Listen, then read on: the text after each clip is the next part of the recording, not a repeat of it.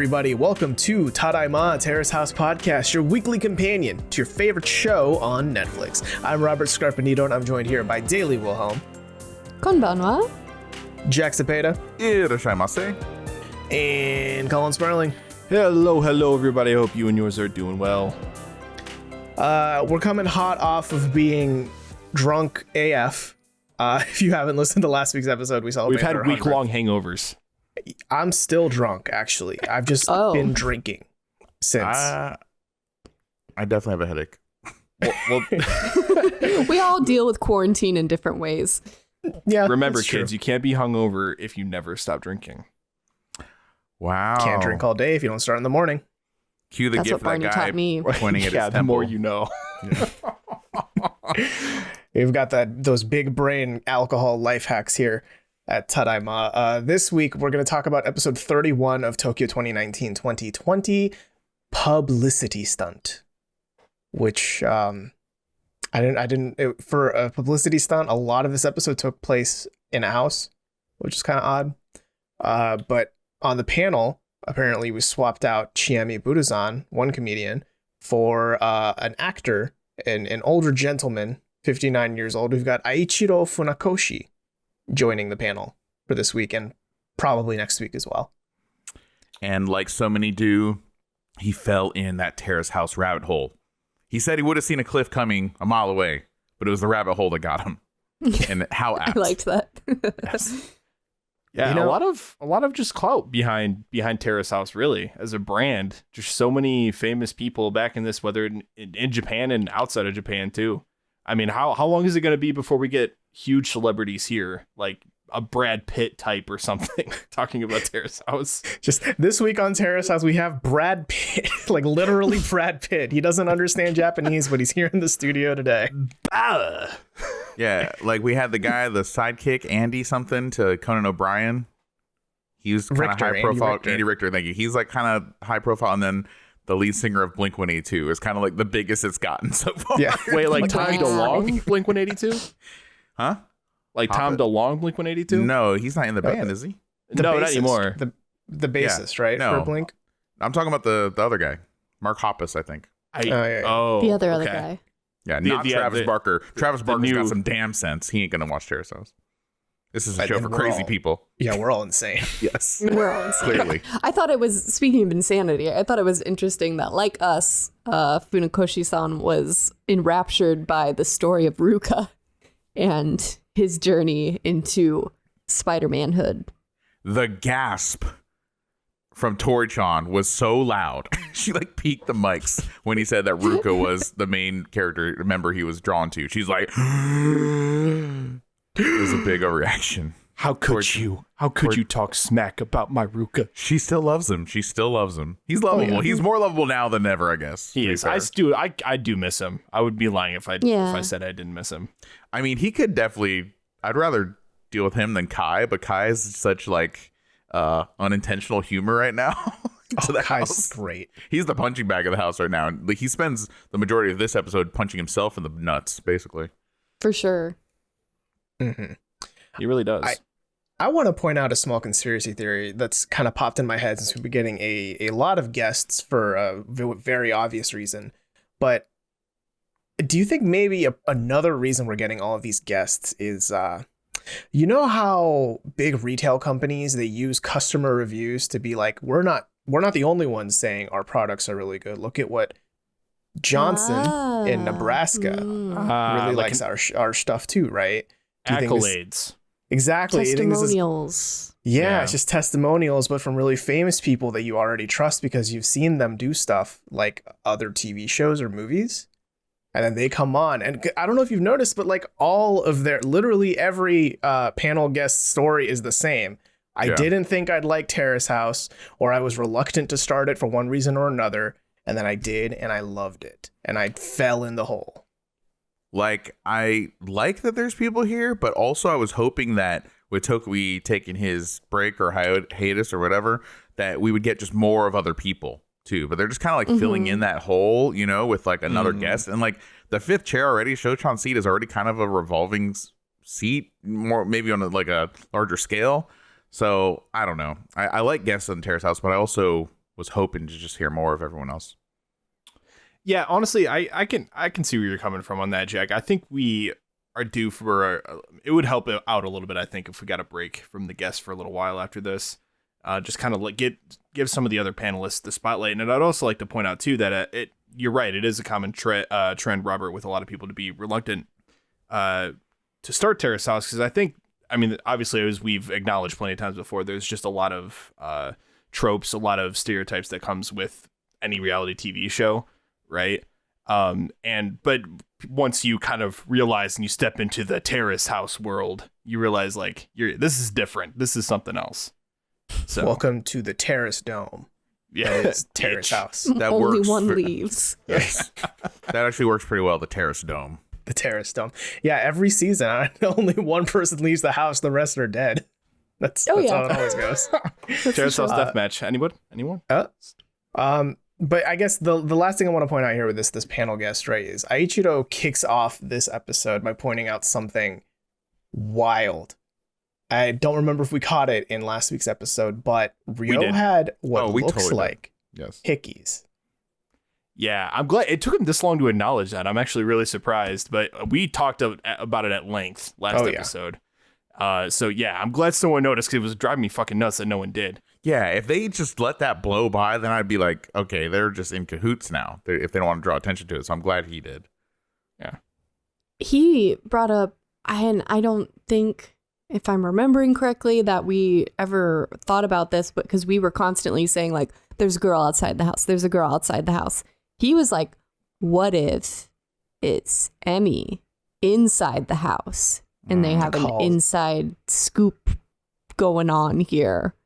The kiss is coming from inside the house. The kiss is coming from in the house. But that comment definitely made me pay more attention to their interactions this episode, and it was kind of revealing, I gotta say. I think that he said some stuff this episode that we'll get to that pretty much all confirm that there is somebody else. Interesting. So we'll get there. And I don't know if it's in or out of the house. I think that'd be very diabolical if it was Emika, based on how she's trying to be a moderator here, mediator. So I don't know if it's her, but I think there's somebody if it's not her. Not out of the question. I will say that. Sounds like we've got a lot of theories brewing. I say let's start diving into the episode and see where we go with it. So we start off in the girls' room where Hana, Vivi, and Emmy are there. And it seems like it's right after that scene where Emmy talked to Ryo about, hey, like, what up? What's going on?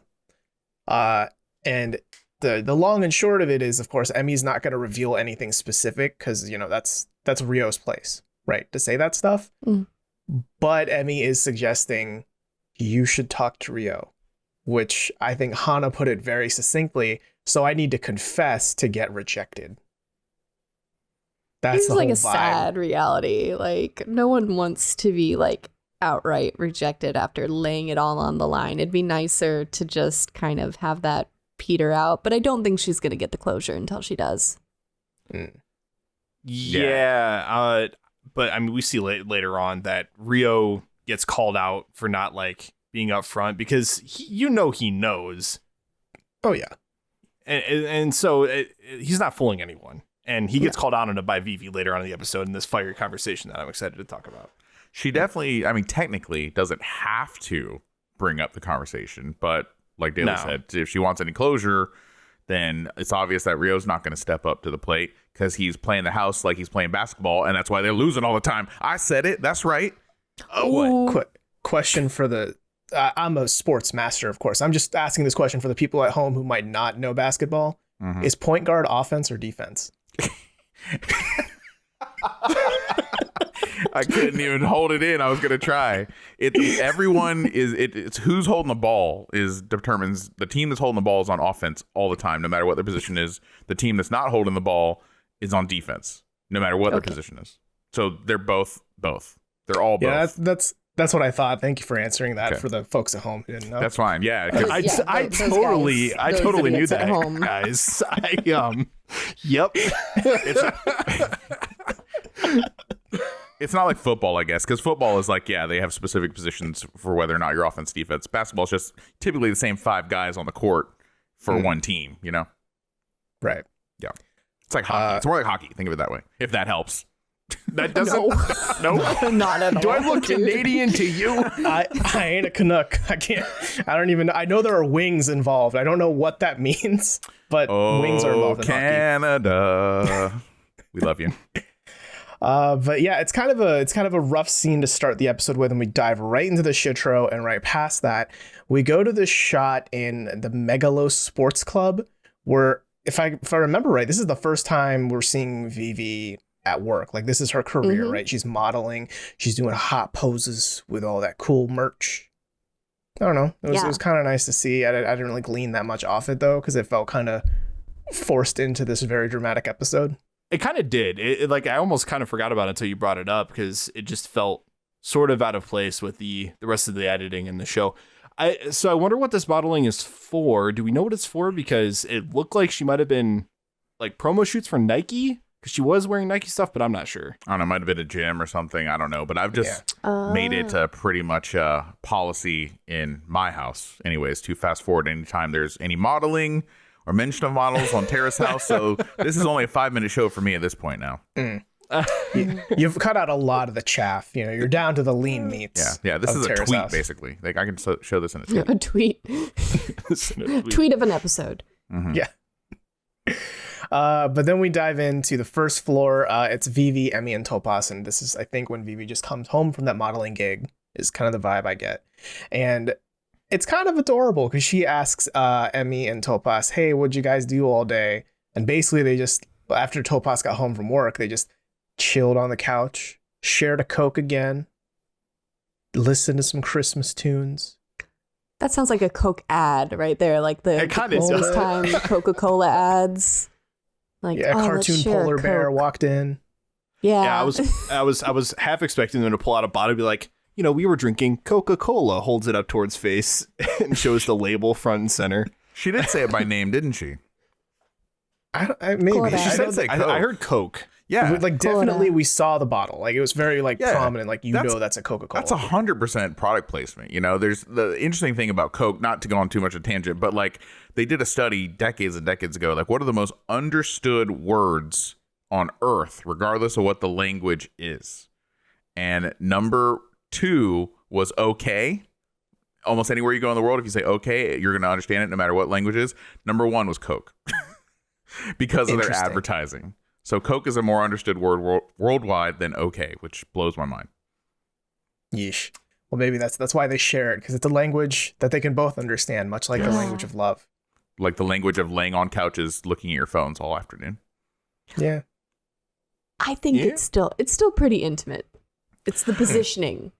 100%. It's not quite Tetris banging, but it's definitely not platonic. Millennial love. Vivi's basically like, hey, I want that. This, what you guys are doing right now, I want it. I want it now. Yeah, that I'm totally in the same boat. I was Vivi right here. I was like, that's perfect. That's what I want. Maybe not the Christmas tunes because it's like May, but also Christmas music. But a Coke to share. Well, I mean, I'm not even that big a fan of Coke. You know, I'll just take the phone and the couch. You can have it. You can have all those things. Low bar in this room right now. Enough. What's your Fuck idea you guys. of an It's got to be ideal cherry date? vanilla Coke. Couch. Phone. And then in the scene, Hana comes downstairs, and then all 4 of them kind of talk about Kai. And this is where you start to see a little bit of, I don't want to say animosity. That's maybe too strong of a word, but definitely the other housemates talk about Kai in a less than favorable light. Because here they're noticing like, oh, it's kind of weird that he doesn't sleep in the guys' room that much. He seems to like isolating himself and likes to be alone. And Vivi even goes as far as asking, then why would you come to Terrace House?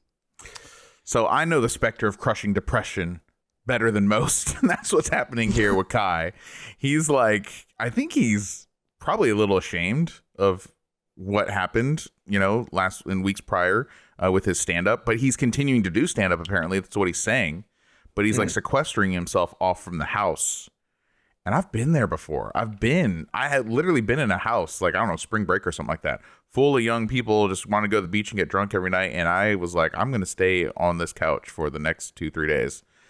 And it's not a good place to be, man. It's a dark place. So I kind of like, he's just burning the candle at both ends, right? He's doing a construction job now that we're just hearing about for the first time. Yeah. And he's doing a stand-up a couple times a week, and now he gave himself a slight fever. Yeah, so that was going to be my guess, Jack. If you didn't say it, I would have, but definitely feels a little depressive. And yeah, I didn't know about anything about his construction job either. I wonder if it's just maybe he feels stuck. It feels like he was on wobbly ground with this whole stand-up thing anyway, being that he'd only been doing it for 5 months, right? So I think he's just sort of in that finding himself state, maybe. That's the vibe I get. This might come off a little dark, but do consider that some of the most successful comedians of our time have suffered from depression, right? So maybe there might be a little bit of a connection there. Like maybe he does feel a connection to some of his idols in that way. I mean, famously look at like Jim Carrey, Robin Williams, right? Yikes. I mean, not that I'm saying like, I hope he doesn't end up like Robin Williams, right? But my point being that it seems to be something that kind of runs in the occupation. Maybe. Yeah, I mean, that's fair. Yeah, I mean, it's definitely could be part of that. I don't know, but the point being is our boy Kai doesn't seem like he's in good shape right now. And then we find out that he's sick. I think he might be just stressing himself sick. Oh yeah. When Hana walks into that room, there's no way that he didn't know she walked in there. I think he was trying to play like he was sleeping, like leave me alone. Then she starts piling pillow on top of him until he can't ignore it anymore. And they're supposed to go to Trampo Land, right? Tomorrow. And then the way the timeline lines up, but then he's got the fever. They have to cancel. I was looking forward to seeing Hana pee her pants. Yeah. Out of context. Just Jack. Line of the episode. Anyway. I do think it's nice though that Hana didn't just say we'll cancel it. It was more let's reschedule. Right? Like that's always a good sign when it's not I don't want to do this, but more I want to do this. Let's just do it at a different time. Then her maternal instinct kicks in. Yes. She's got a strong one. When someone's sick in the house, she wants to be the front lines. And like with current events, I'm like, don't touch him with your bare hands, his face over and over again. What are you doing? Put some gloves on, put some masks on. I was scared for everyone. They would get sick. It was kind of surprising that it was like, Kai, you're sick. Let's put you on the couch with everyone and take your temperature in front of everyone. Let's get you out of this isolation room here and bring you all down in the living room amongst the roommates. Yeah, let's all social anti-distance. Yeah, I mean, and it's good to know that at least he was still living, though, and I think at least he was still living. Like, unlike those salarymen that killed themselves. Oh god! Everyone else in the house was probably like, "Holy shit, he's alive!" Holy shit, he had to come home and eat their fucking garbage food that they served him. Prick of a family for him. Sorry, Kai. I don't think you're gonna live that down. It seems like Kai just like lives a solitary life and just lays in bed all day. So what's he doing on his day off? God, damn it, I can't stop. God, maybe is it that joke that made him so depressed? I wonder if he just went because he said he went to some clubs over the last week. I wonder if he just went and told the same 3 jokes again. Oh no! Oh no! That first crowd was stupid. These ones will get it. Yeah. No, he started with nipples. Got to start strong. Yeah, you gotta shake it up. Yeah, it's testing it with multiple focus groups and finding out that it's consistently terrible. But I think though, per the last time I theorized about this, I think that Hana's going to be the one that pulls Kai out of this funk because she's so Genki, she's so upbeat, right? She's got that maternal vibe to her that I think she's going to be the one that works with Kai, and something happens there. I have a feeling. I mean, they're both performers. Very different kinds of performers, but there's still some, there's a middle of the Venn diagram here between the two. Overlap. So, yeah, I could totally see something going on there. I hate to be the bearer of bad news, but I hope Kai just stops doing comedy and just maybe focus on construction. There's probably a lot more money into it. That's what they call painting. They call that constructive criticism. Damn it! I knew that was coming. Oh, guys, I almost forgot. You almost let me forget about the joke that I said I would come up with that was supposed to be better than Kai's routine. Oh, that's right. Thank you for bringing that up, Colin. You now have front and center stage, and we will not talk until you make us laugh. So please go and say that good joke. So I never promised laughs. I just said I would come up with the joke. Hurry up, joke boy. That was better than his routine and possibly darker. All right. And if you guys have heard this one, I'm sorry. What is the hardest part of a vegetable to eat? What? The wheelchair.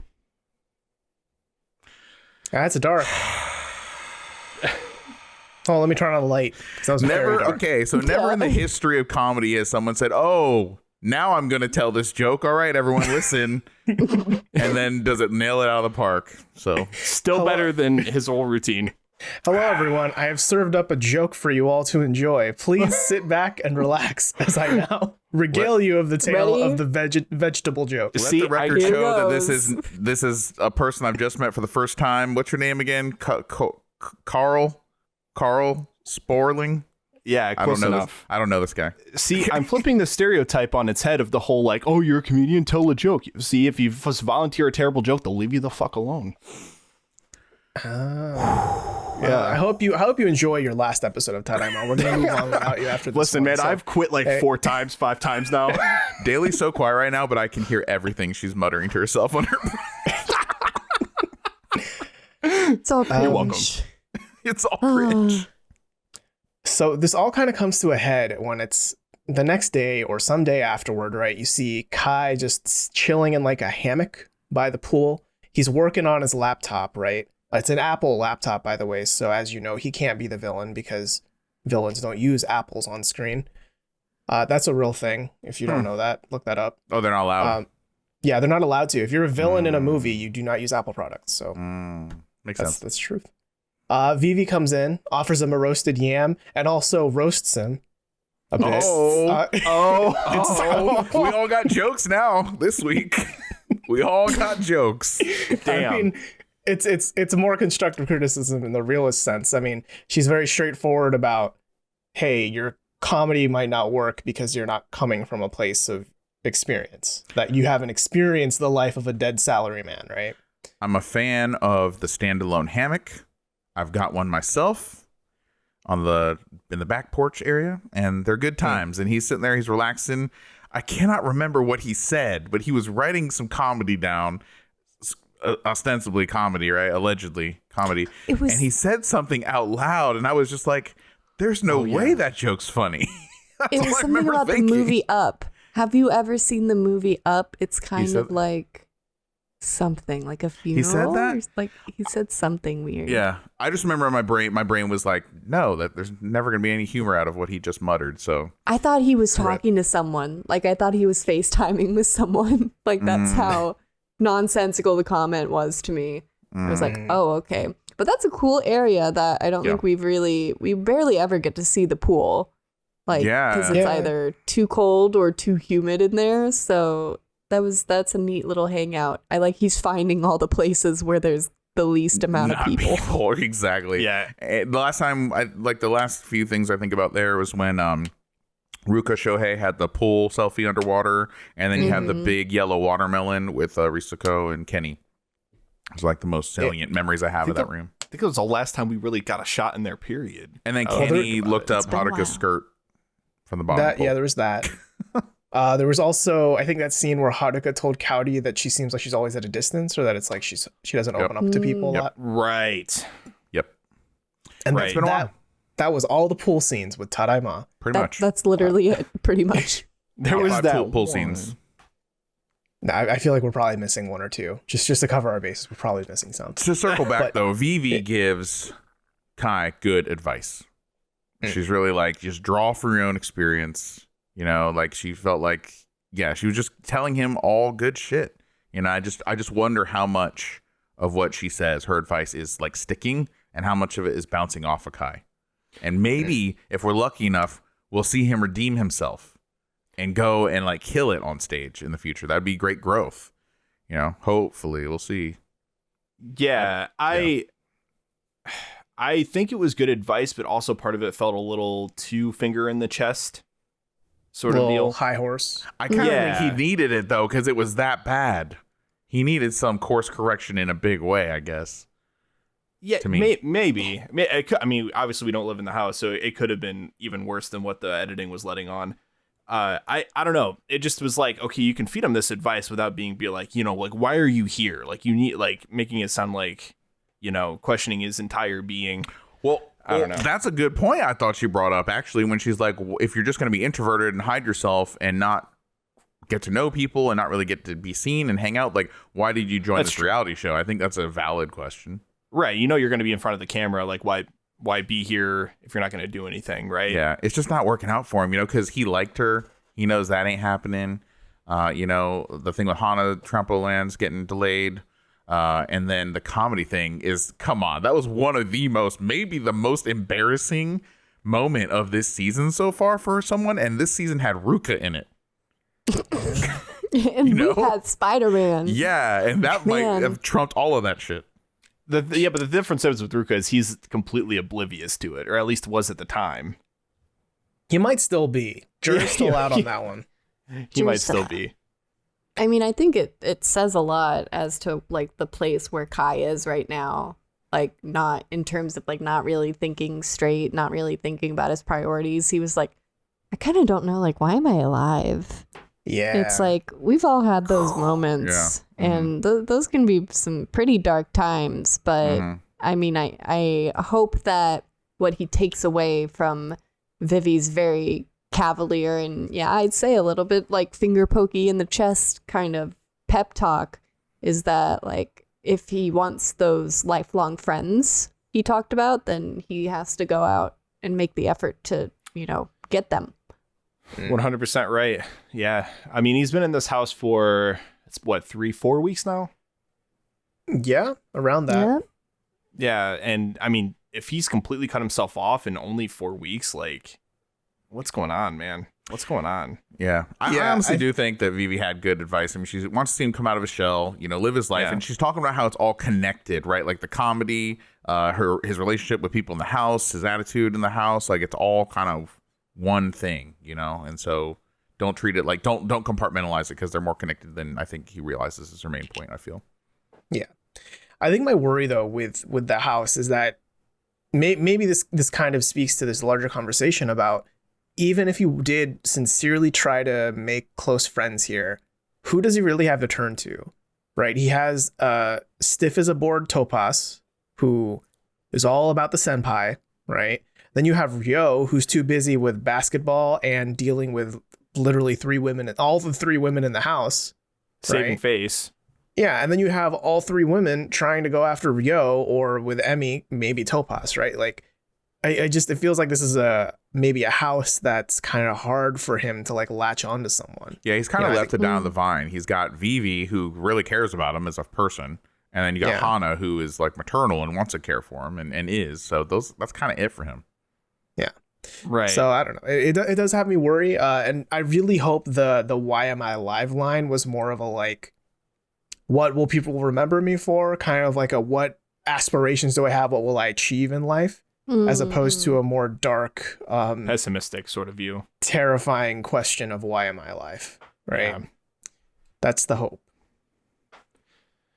Oh boy. So, all right. Yeah. I hope for the best for Kai, man. Jeez. Wow.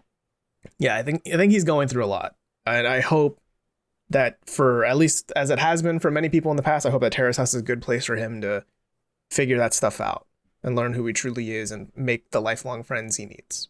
Yeah, the possibility's there. You just got to take it. Or at least have a good comedy routine on Terrace House one time. That too would be good.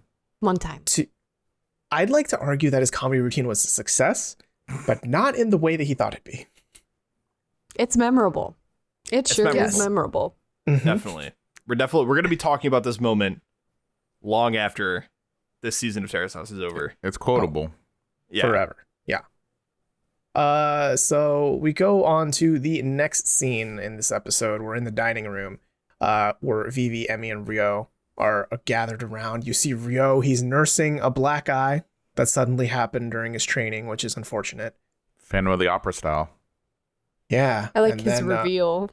Like, he literally, it was so dramatic. He was covering it up. He had his face in his hands, and then dun dun. Man. And then Vivi almost jumped his shit right there. Oh, you look more handsome. Oh, do you want me to kiss it? Like, dang. And he was like having none of it. When he got embarrassed, I don't know if you guys noticed, but he kind of looked over at Emika out of the corner of his eye. Did anyone catch it? He kind of like, when Vivi was like, can I kiss it or something like that, he would like looked over at her, and then he referred to Emika by her last name, which I guess is a extra sign of being familiar. And so that's all to me, like throwing kindle of the conspiracy theory that something might be going on there. But watch it again, because he definitely shoots Emika a weird look. So because of this scene, I have two theories. I have one, which Aichiro-san kind of brought up, like, oh, maybe it's Emmy is the source of the Hickeys. Maybe there's the kiss is coming from inside the house, as we said. Mm-hmm. Mm-hmm. Or he's just so relieved that Emmy has essentially like thrown in the towel on him and is no longer trying to be like flirty with him, that it's like, you're my only hope, you're my friend in this situation, please help me. I'm comfortable with you, but I'm not comfortable with all this that Vivi's putting on. And I think I'm leaning toward the latter rather than the former, for sure. I can see that, because in this situation, based on events that we learn about after this scene especially, I mean, he's obviously deflecting after Vivi tries to show some sort of flirting or affection. And so he's deflecting. He's trying to ask, stuff towards Emika's direction. He's asking the room, hey, do you guys want to go all of us go out to dinner together? Costco. And Not a good sign. Costco, which very well could be something like that. Or when my reaction was when I heard that, he's like, oh, he's planning on leaving. But yeah, that's the He's obvious. going to get everybody together and tell them all that he's leaving. And Robert's been calling this for like 3-4 weeks now. I feel like 4 weeks ago, Robert's like, he's going to leave soon. So when he's like, hey, making sure everyone's, free at a certain time, then kind of writing's on the wall here after that conversation he had with Hana at the dining room table last week too. Yeah, I think for those two theories that Daly laid out, I'm leaning toward the latter one as well. But I think I'm more about like they've built a bond. I think Ryo and Emika now have a bond, right? I don't think it's as much like he's relieved that she's not going after him and he can trust her. I think it's more that she's the only one who knows his secret now. So they're kind of like bound by blood that she's the only one he can trust in the house at this point. You know what I mean? It's kind of like a relationship out of necessity almost. Like that look was, you're the only person in the house that understands the insane feelings I'm feeling right now, I wish Hana went up to Emika with a ruler and like got like her bite pattern and then held it up to Ryo's neck to see if it was her hickey. That would have been good shit. But okay, so correct me if I'm wrong, but it seems like no one in the house has noticed the Hickeys, at least on camera. No one said anything. Maybe they what the do, fuck? and it's just on another terrace or something. We'll have to find out. Maybe. But it is definitely not a subject. He was trying to keep that low key. And even the whole panel missed it until our guest today, brought it up. Yeah, the ever vigilant Aichiro-san. Yeah, I definitely. And speaking of the panel, the next scene is of them, and they're all very suspicious of Ryo here in that they think his sudden loss of interest in Vivi is far too abrupt. Like something must have happened that we didn't see. That's where I'm saying, and we're going to get to the scene here soon, but he says some stuff and gives some tells, I think, that pretty much, like I said, confirm there's somebody else. Whether it's Emika or not, I don't know. I don't know. I feel like he's always been just like on the edge of like reciprocating the flirting, but then getting like visibly embarrassed, especially when people are around. He's like, oh my gosh, girl. Oh. Yeah, getting some Kenny vibes here. Yeah. Getting some Kenny vibes. The worst kind of vibes to give on Terrace House. I just echo what you and Tori-chan were saying. I'm just like very, very disappointed in Ryo this whole episode, pretty much. Yeah, I think this whole episode pretty much just unravels Ryo in a very unfavorable light, which is very unfortunate. But we go to the next scene. We're at the dinner table, right? And it starts off with Hana, Ryo, Vivi, and Topaz in the room, but then it very quickly dwindles into just Hana and Ryo. Like Vivi needs to shower, Topaz needs to leave because the producers told him to leave. And it's just Hana. Yeah? Get out of there. Go. Go, leave. Oh, really uncomfortable. Toilet. Go on, get, go on. So now we're just with Hana and Ryo, and this is the scene. Ryo is sitting next to her, and then he gets up to just sit on the other side of the table, clearly to put distance, but he says it's to make it more comfortable to talk. And Hana is just straight up. Have you found your favorite crop? She asked, like, do you have, any, who do you like in the house or something like that? That's when he makes the face, grabs the book, and is trying to ignore it. Ignore that really hard-hitting question. And then she's like, all right, she's just like forcing that question on him. What's your favorite crop? Just gonna bury my nose in this book. This was so awkward. I don't think it was wrong of her to do it, though. I think it's like, this is time.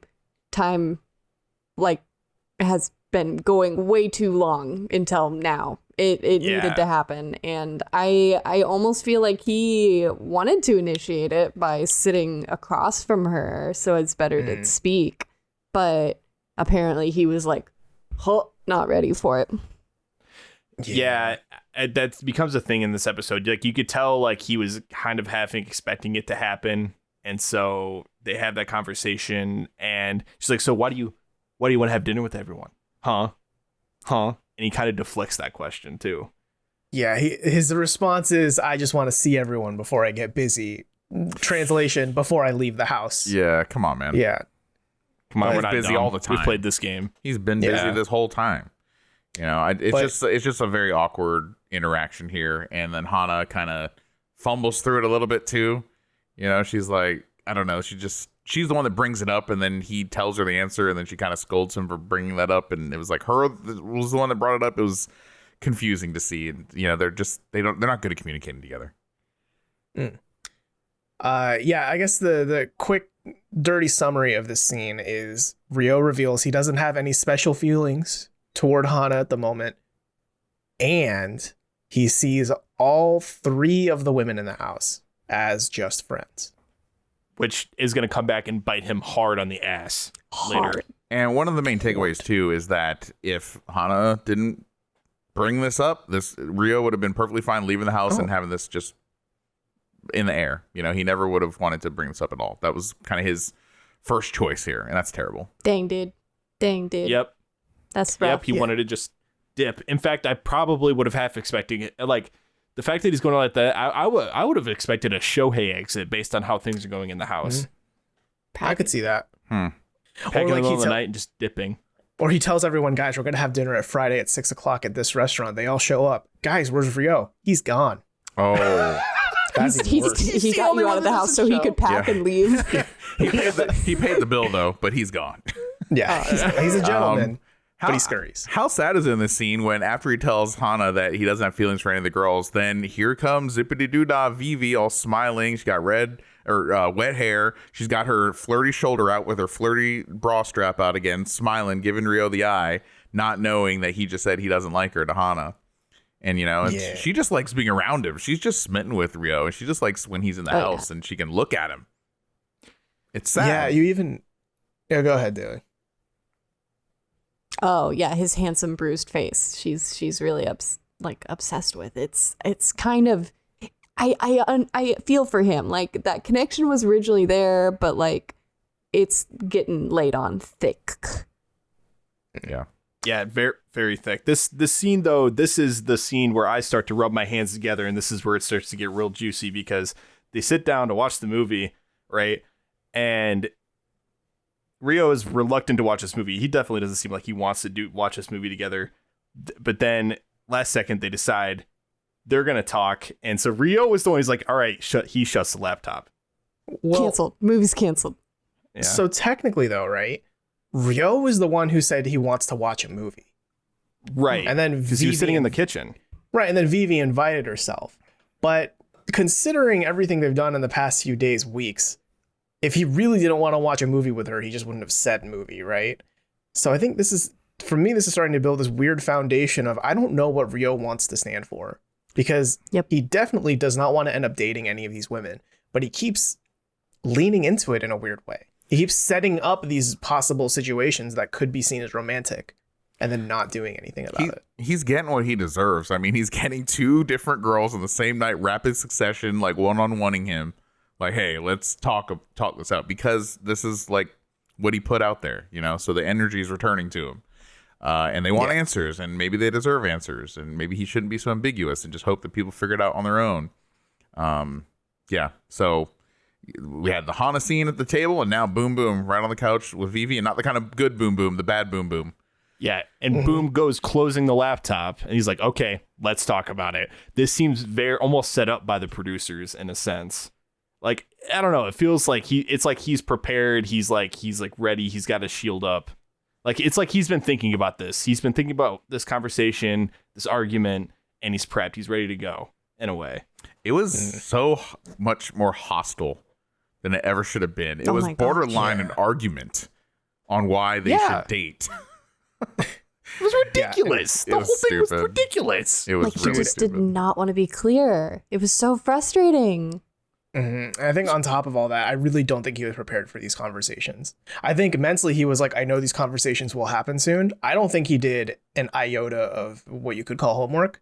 Because you notice throughout, both with Hana and with Vivi, right? Whenever they ask him, like, hey, can you tell me how you feel? He always goes to, do you really want to know? He Like, answers with fuck a off. question. He answers with a question to buy him more time, is what Yama says. Yeah, there's that. But it's just like, no one asks you that question. And then if you say, do you really want to know? They'll be like, actually, no, I'm Nah. good. Vivi was doing the right thing, asking very direct, close-ended questions. Answer the question. It's yes or no, or one sentence answer here. And he just couldn't do it. He just couldn't make it happen. I've never wanted to like wring someone's neck. I mean, maybe a few times with Ruka, but this is just another time I just want to wring somebody's neck. Like, Rio, what the fuck's wrong with you? He had that guitar behind him. I just wanted someone, or Vivi, maybe just grab the guitar, just honky tonk man him on the back. Ka-chung. Yeah, Jesus. it was painful. I was really feeling for Vivi at the time because like that hurts after you put yourself out there like that.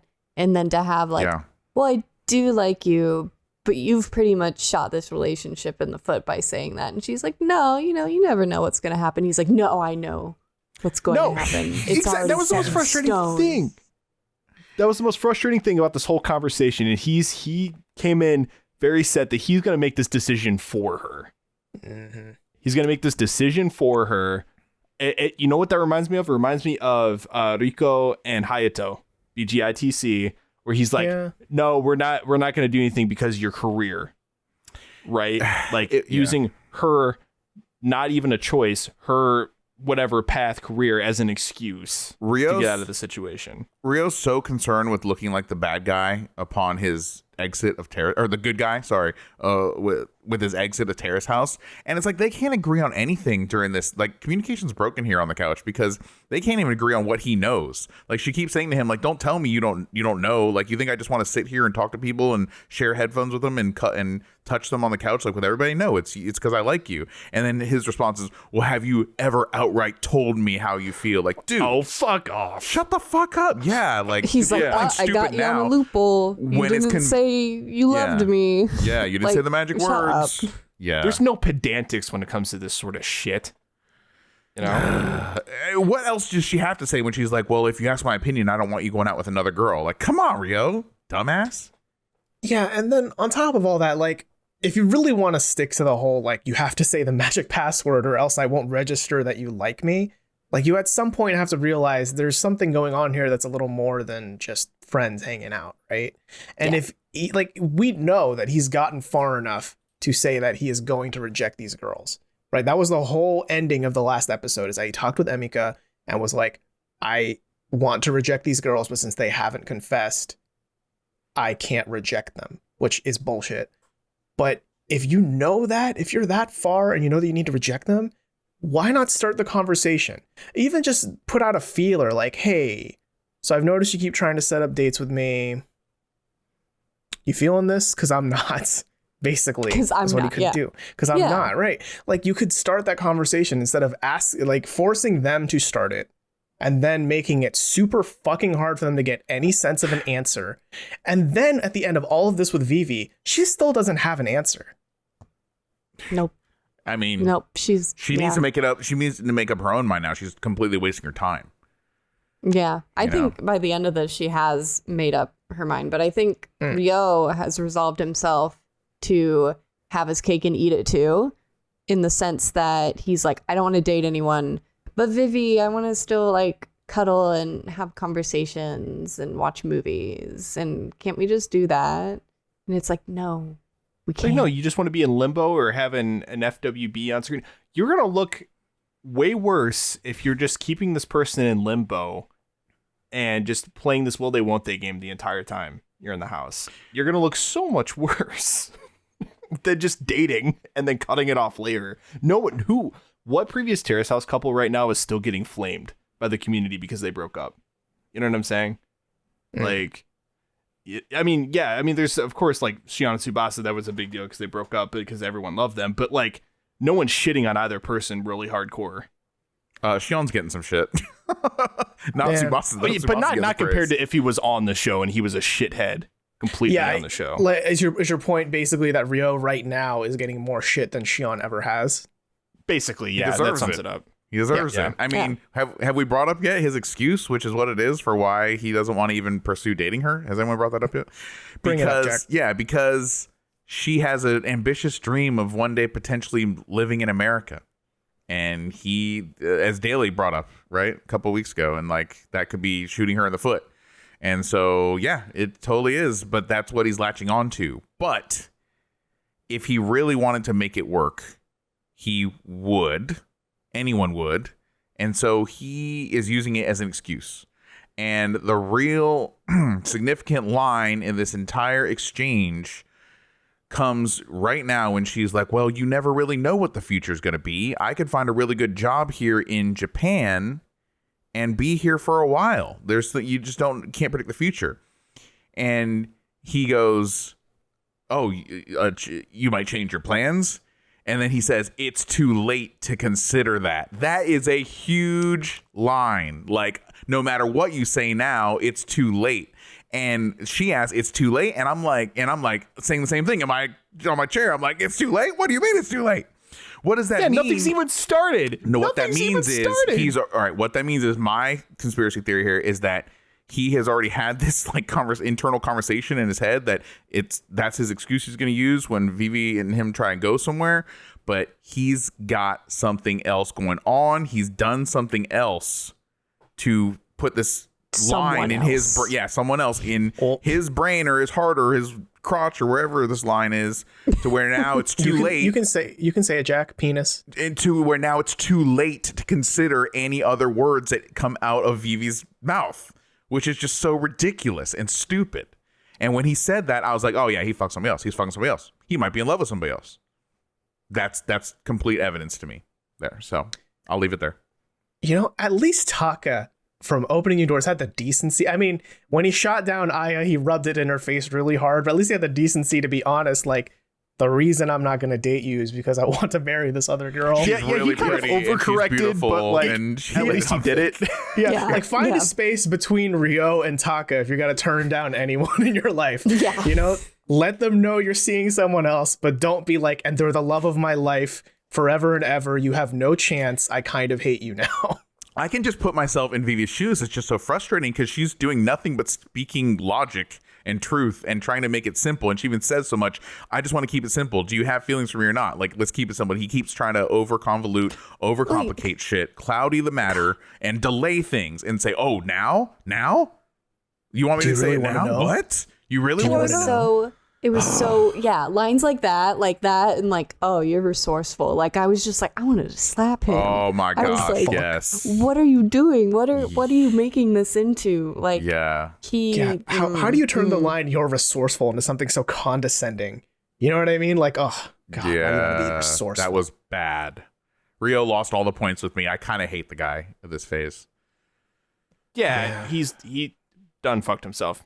That's just what it comes down to. And it's not that, like, okay, it's fine if he doesn't want to be with her, but like, just tell her be that. straight up about it. Just how evasive he is and how nonsensical he is why I really dislike him at this phase. Yeah, that's what I was going to say. If we want to entertain the possibility that he doesn't have a side piece, whether they're in or outside of the house, like, even if we assume that Ryo is 100% single, this is a really rough way to tell someone you don't want to date them.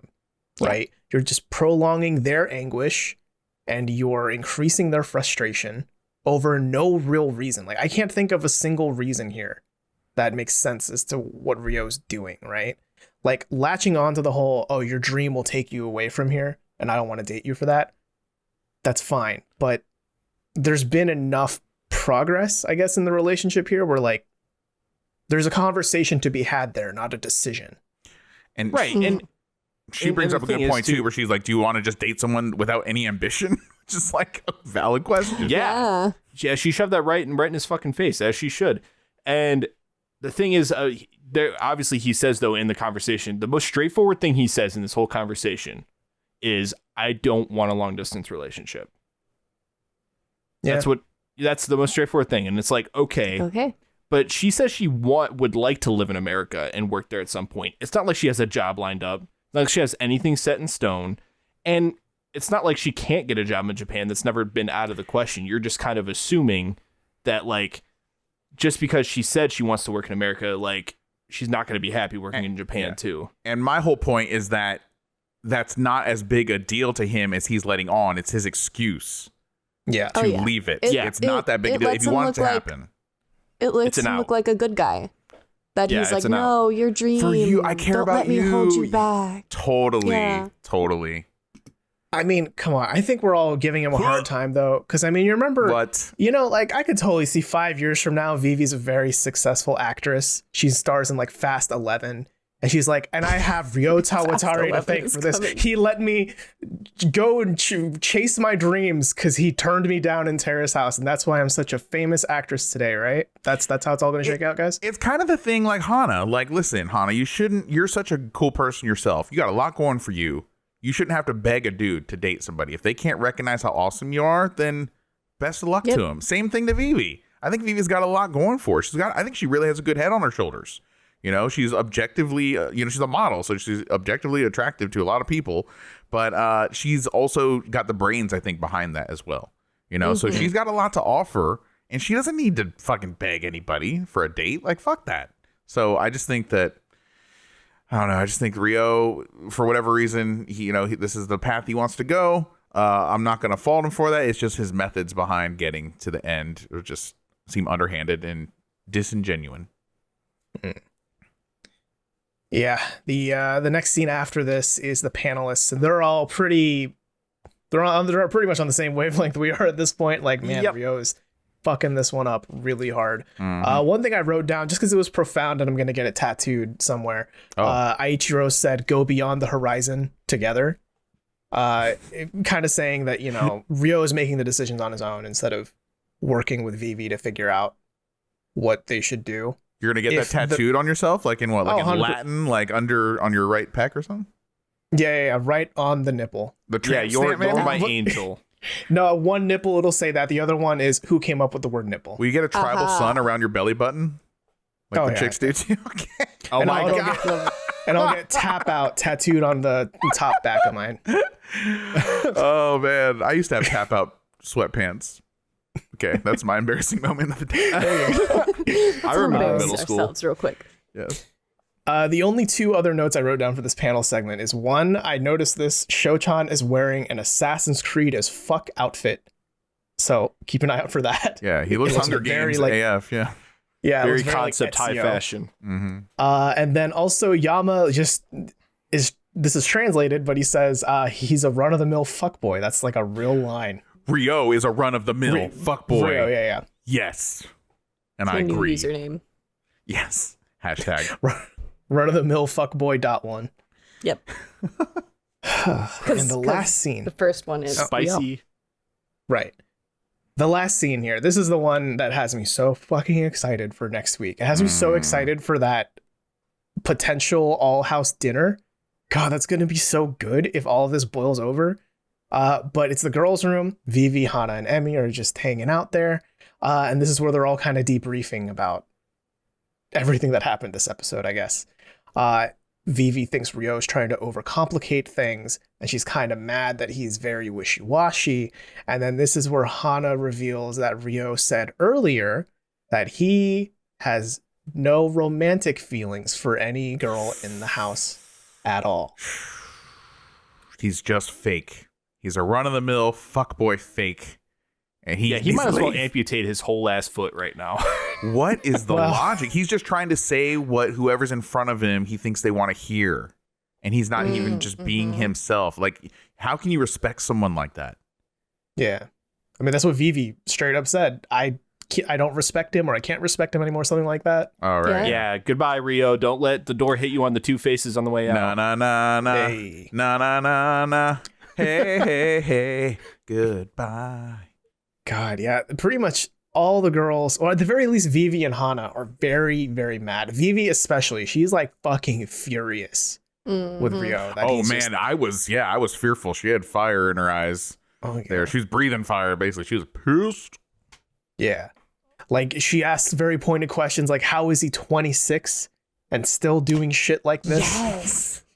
It's Yeah. a good question to ask. It is. Mhm. It is. It is a good question, and I fully expect it. Well, I expect her in the next scene to at the beginning of the next episode. It's going to be her getting up and fucking storming out of the room off to the boys' room. Oh, you think? Gun in hand.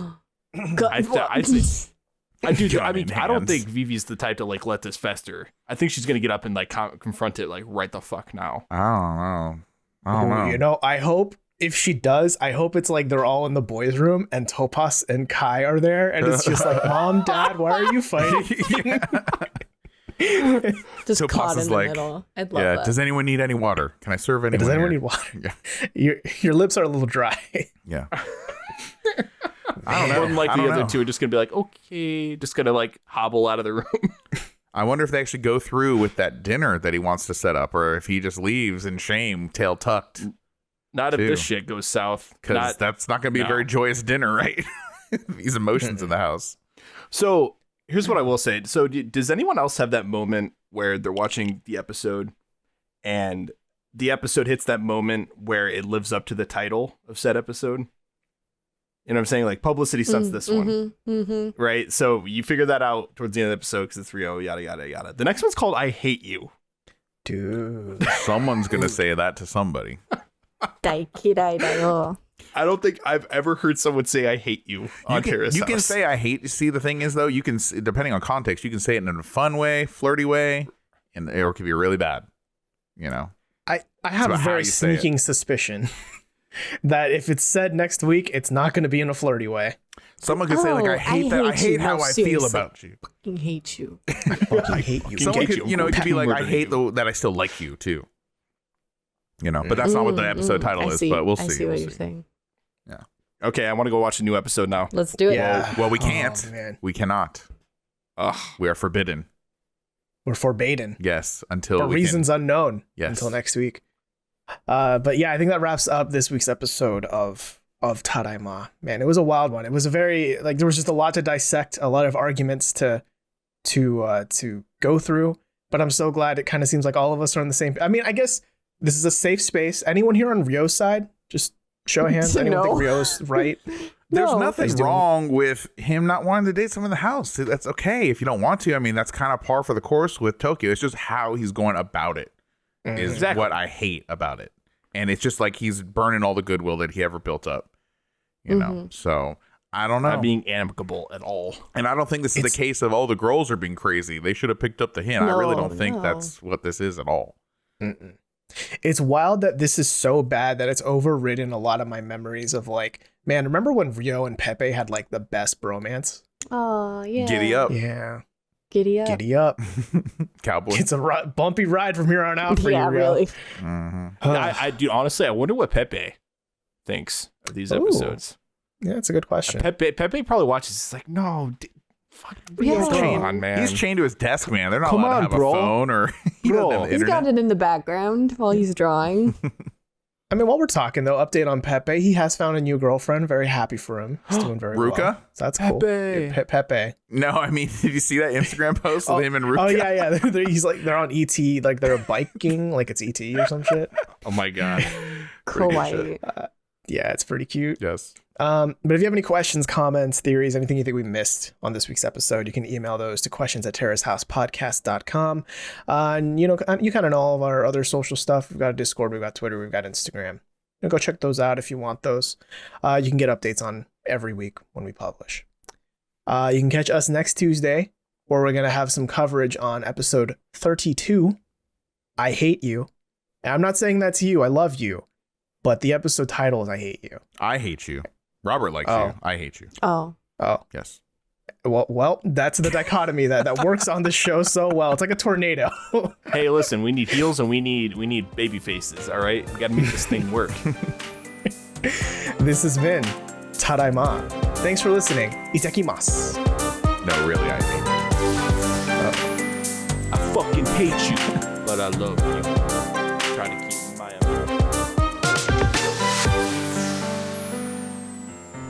We hope you enjoyed our show. Please like, comment, and subscribe. And don't forget to ding that bell to receive notifications when we publish brand new content. Follow us on social media and check out our brand new Discord server, linked in the description below.